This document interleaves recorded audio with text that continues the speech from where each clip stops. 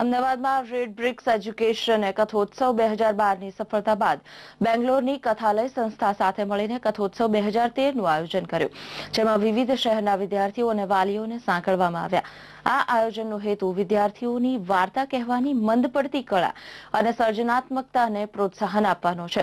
સુંદરબન ખાતે આયોજિત 3 દિવસના કાર્યક્રમમાં 800 જેટલા લોકોને આવરી લેવાયા છે.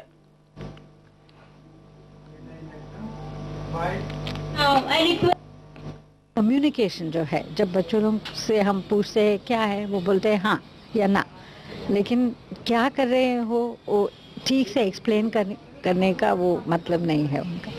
तो वी थॉट कि व्हाई नॉट कि एक कहानी मूल्य, क्योंकि कहानी बोलने के लिए मेमोरी चाहिए, रिटेंशन कैपेसिटी चाहिए, और जब हम बोलते हैं उसकी आवाज़ भी चाहिए, एक तो रावण ऐसा, यू नो.